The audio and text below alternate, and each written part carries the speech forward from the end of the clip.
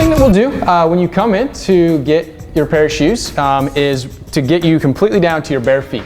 That's important for us to be able to find out information about you, including if there's any problems that you're having from hammer toes, bunions, blisters. Each one of those kinds of things are things that we can actually help with.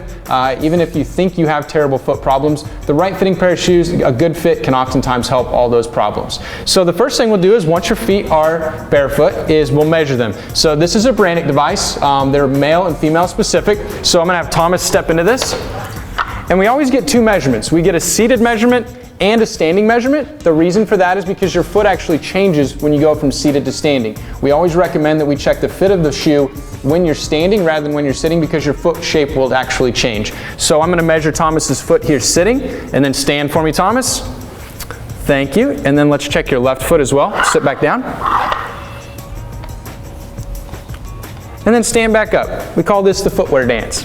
All right, so you notice we fit both feet because oftentimes people have, you can have a seat, we oftentimes have two different size feet. So it's important that we measure both feet, find out which foot is longer, because we always want to go with the shoe to fit the foot that is longer. We also always go one size up. So Thomas measures a 10.5 in his left foot. It was slightly bigger than his right. So I would put him in an 11.5. So Thomas, stand up for me. And if you would, just take a few steps straight away from me. And what I'm doing is watching Thomas walk to see if there's anything I see in his gait cycle. You can come back toward me, Thomas. Any inefficiencies, anything that I would think that would need a certain type of shoe. There are several different types of shoes that we carry. You can't tell just simply by looking at a shoe wall what shoes work which ways. Our goal is to narrow the shoe wall down for you. So now that I've brought out some great options for Thomas, we are going to try them on. The first thing that we always do with customers is recommend that they try a good sock.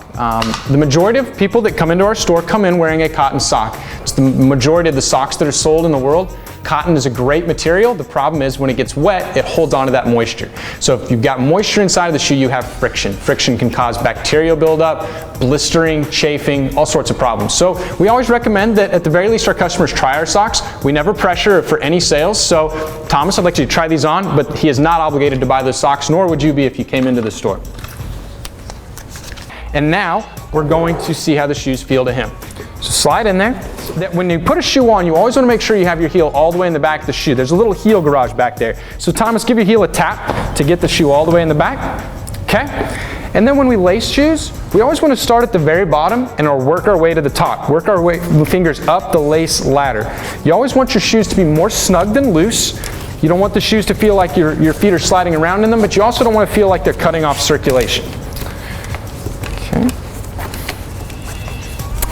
The first is to make sure that the length of the shoe is good. There should always be just a little bit less than a thumb's width of length in the end of the shoe. We talked about that earlier, that there should be a little bit of room in case the foot does swell. The next thing is what we call your metatarsal heads, or the base of your toes, should fit right into the widest part of the shoe. From here back, the shoe should feel good and secure. From there forward, you should feel like you can wiggle your toes around. Does that feel good? It does. The next thing is we want to feel for the arch. The arch of the foot is actually further back than most people think, and that's where the arch of the shoe should hit you. Now, one of the things that the shoes don't typically do, the arch supports that come with the shoes typically don't provide much support. We always recommend, at least from a feel standpoint and sometimes from a biomechanical standpoint, that you consider getting a different pair of insoles from what comes in the shoe, depending on your foot shape and the issues that we recognize as we're working with you. So the very last thing that we want to look at is the heel of the shoe. The heel of the shoe should fit good and snug around the heel, and when you run or walk in them, they should never come up out of the shoe. Okay? So the next thing I want to do is have you walk in these shoes. So if you would, just walk for me here. And back toward me. How do they feel? Feel good. So what we always like to do when we watch you run is pay attention to the whole body alignment. Everything from the way his foot's hitting the ground to his ankles, the way his knees are hitting, if there's any imbalance in his hips. Even though the shoe only affects the foot, if it's the wrong shoe, it can throw everything else in the body off.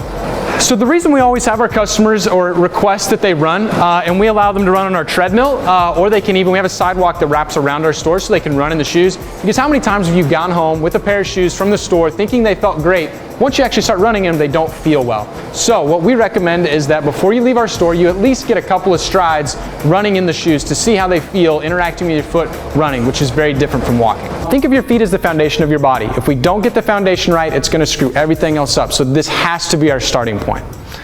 So thank you for stopping by with us today, and good luck in your running.